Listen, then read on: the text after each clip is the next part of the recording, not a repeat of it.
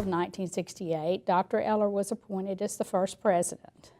He came to Dyersburg in February of 1969 and set up offices in the little White House over on Parr Avenue.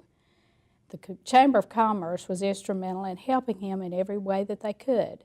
I mean, initially he had no office, he had no equipment, he had no secretary, he had nothing. He was here to start the college, to build relationships in the community, and single-handedly prepare for the first class to begin.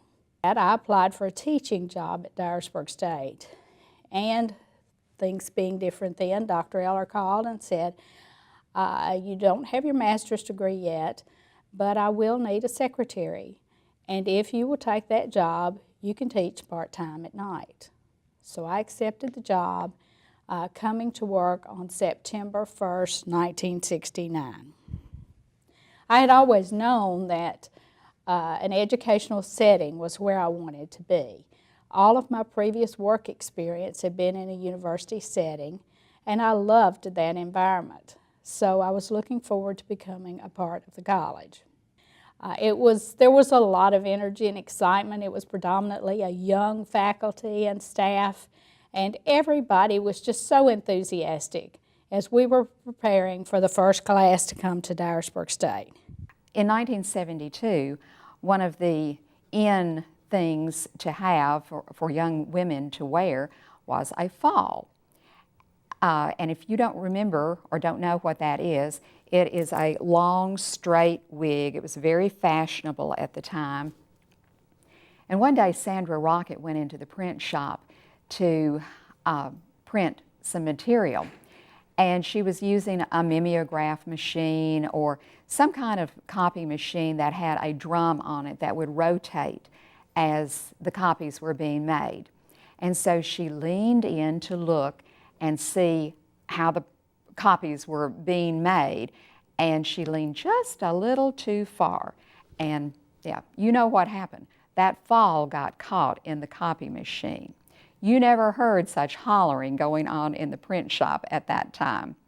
Fortunately, Sandra was not hurt, but I really don't know what happened to that fall. I think as a young man, I remember in high school playing basketball outside. That was kind of our pastime at our house. And I recall we would set a transistor radio outside by the basketball goal and listen to the radio as we played ball.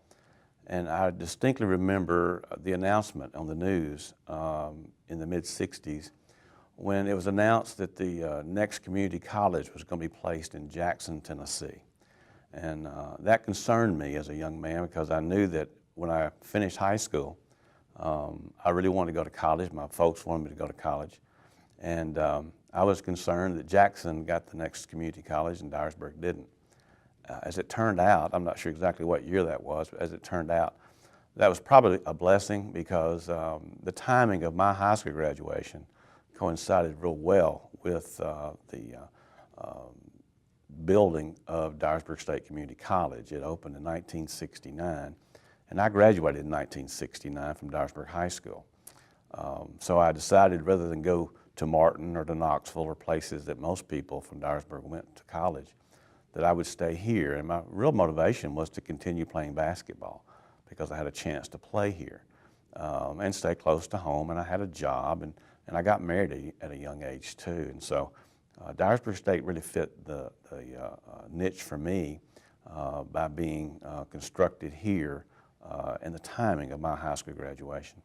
When I came to Dyersburg State, there had never been a Title III grant. There was no grant writer for that matter, and no private fundraising officer. And one day, Dr. Eller and he was talking, and I don't know who else was there, but I was listening, and Dr. Eller said, "We'll never get a Title III grant." Well, I was young and foolish, and the first thing that came to my mind was that he had just thrown down the gauntlet. I'll show him, I thought. So I worked on, and I called several colleges, and I got help, and I modeled a little grant after another college, and we got funded. What else do you recall of that? Well, when Beverly was talking about the punch cards a while ago, I think those students got those punch cards in the gym. If you recall, Buck, I think they were, the faculty advisors were over there, tables all set up, and they had those cards. And then when that student went to pick a class, they came by that instructor and got that card and collected those cards over there, then came back to the business office to pay their fees. And I remember how they got their schedule of classes too. We typed those class schedule on offset masters, and that was a little more sophisticated than the mimeograph machines. We had one in the building, and those copies were made, and I think Miss Nell Armstrong was the one who was running our little one-room print shop at that time. And she made all those copies for us, and we would take the schedules and set them up on conference tables or on that counter in the admissions office. And anybody who had any time, any free time, would help us collect and staple those. So they were all, at that time, done in-house. Now, did you enter all that information on each course then? I did not, but somebody would have to, somebody in that admissions office would have to enter that. Talking about our students, I guess at the beginning the students were probably close to 18 or 19 years old.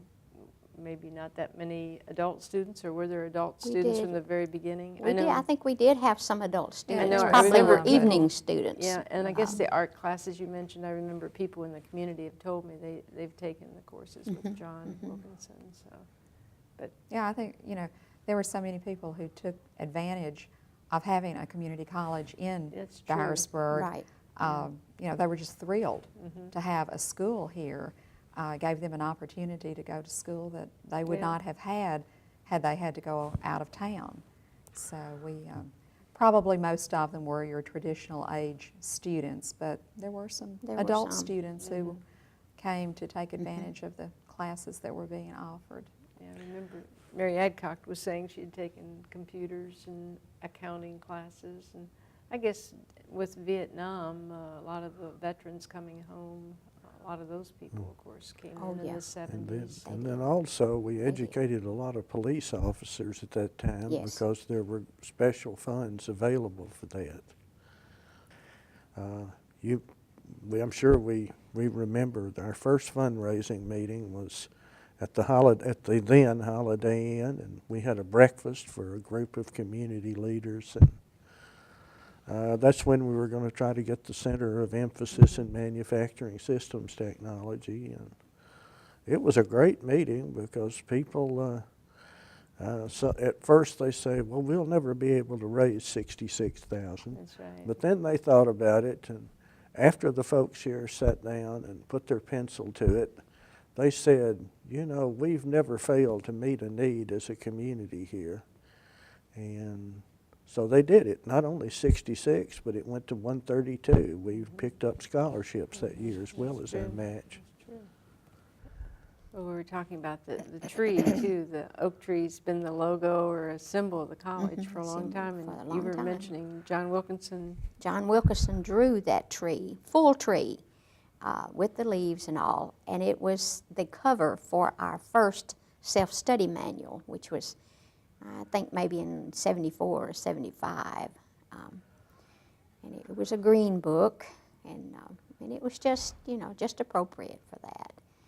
And it was the symbol, I guess, there were students that they'd study under the tree. We've had some picnics under the tree, and they'd make those. We used to have cantaloupe and watermelon. That's right. That's right. In the summertime. In the summertime, right out there under that tree. Everybody would take a break and go out, and we'd have a truckload of cantaloupes and watermelons that had been brought in. And they were iced down. They were wonderful. That's where I learned to eat cantaloupe, because I loved watermelon. And that was another thing Nell taught us. Oh, she said cantaloupe is wonderful. Salt and pepper on it, just great, especially pepper. She thought salt was too much. But we had some Had some really good times under that tree. But I think It's been a while. the age was estimated 150 plus years, and it was a white oak. White oak. A white oak. White oak, okay. And we have another one that's just below the gymnasium that was really damaged by the tornado in 2003. And blew off the east side of that tree, but it survived, and it's still going strong. But I think it's about the same age as the one that's just hollow in the center, so it had to be taken down because of all the parking areas around it. It was really dangerous. Dangerous. We braced it for so many years to keep the branches from falling. Oh, it was a very majestic looking tree, right? was. Kind of in the center of the parking lot and campus. It's a beautiful tree. Yeah, I can't remember which chancellor, but some chancellor told me to keep that tree, and I tried. We tried as long as we could, but it didn't last forever. So. During my 32 years at Dyersburg State Community College, there's been a lot of technology change. When I first came, there was an IBM 360 card punch system used for data processing at the college. Every transaction, whether it be financial, payroll, or whatever, was punched into a card, and then that was fed through the system to update totals, kind of things. Registration occurred by punching cards, a set of cards for each class, and then all those class set of cards were carried to the gym, and students went to the gym to pick up their cards for their classes. The telephone system was based on a rotary dial system, and communications across campus and with other agencies occurred by handwritten notes and by typewriter written notes. 1976, a statewide bid for a time-sharing system was put together.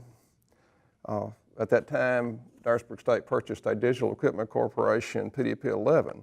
The TBR committee that selected the Digital Equipment Corporation PDP-11 computers traveled several different states to look at computers and test them using stress test them. On one of those trips, Gerald Nelson from Rome State Community College was very biased toward Digital Equipment Corporation. So Mr. Derwood Denley and I, Derwood was from Jackson State, always gave Gerald a hard time, and at one time we even threatened him to throw him out of an airplane on one of those trips if he didn't calm down. Technology has evolved tremendously over my 32 years at Dyersburg State, and the question is, how will technology change over the next 30 years? And I can imagine it'll change much faster than it has now. Working with technology, I think Dyersburg State's been a real leader because of the willingness of faculty and our staff to really work hard and to try these new innovations. I began working at Dyersburg State April the 1st, 1985. I was hired to work in the financial aid office. At that time, Sandra Rocket and Judy Hendricks were the financial aid office, and I joined them as the JTPA financial aid counselor. I can still remember walking around the campus with Sandra that first day to meet faculty and staff. It was a great way to start at the college. At that time, admissions and records and financial aid were housed in the same area on the first floor of Eller. Mr. Sam Lee was the Director of Student Services, and Joyce Chipman and Vida McClure were the full-time staff in admissions and records. Mary Lynn Edwards worked part-time in the office, and Edith Carlton was the work study. Through the years, many other wonderful people have worked in admissions and records. Dyersburg State has been an exciting place to be. More than 35,000 students have enrolled since the college opened in 1969. Seeing our students succeed, not only academically but through their personal achievements, has been very rewarding. There's so much going on at the college and so much to look forward to. It's not everybody that can say they have been able to spend their adult work years doing exactly what gives them the greatest satisfaction and enjoyment. I can. Dyersburg State Community College has provided me with some rich years in both administration and instruction. As an instructor, departmental chairman, and dean of instruction, I've been afforded the opportunity to have an active role in fulfilling the goals of a two-year community college.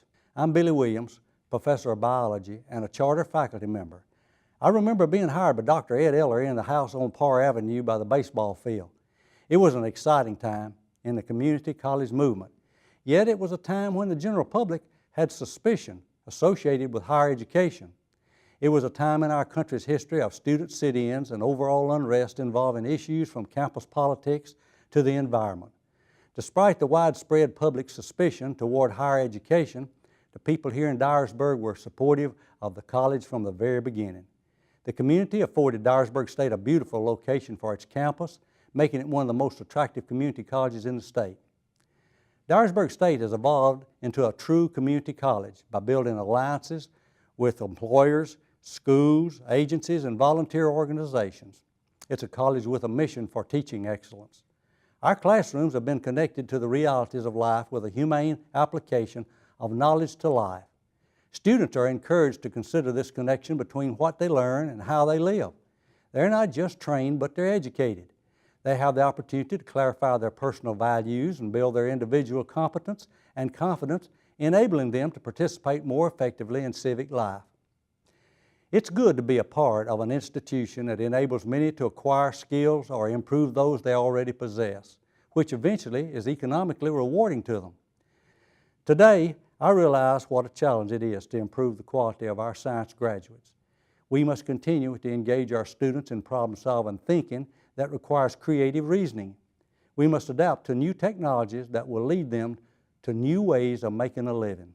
Okay, I'm Jim Flatt, the Biology Department at Dyersburg State. This has been a very rewarding and wonderful experience for me to be a member of the faculty of Dyersburg State.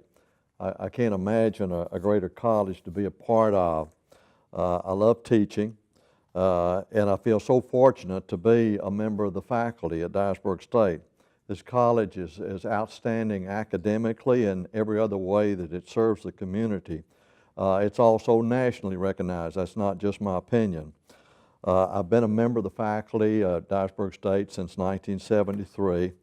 I started my career as a high school biology teacher at Dyersburg High School with no expectation of becoming a college teacher.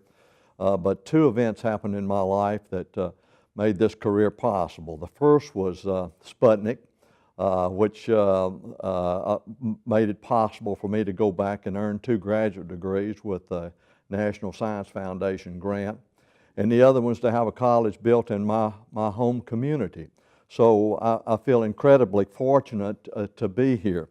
This is one of the most progressive colleges in the country, and technologically we are second to none, and our academic programs are absolutely excellent.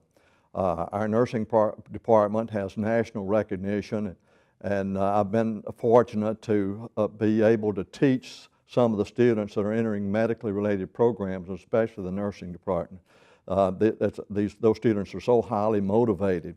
But in all of the areas of science, we have benefited from the technology that we have here, which is always state-of-the-art.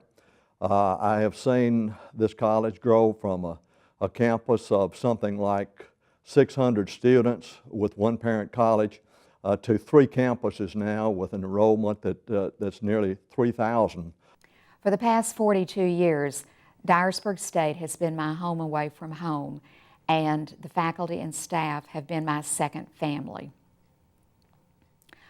I appreciate all of you.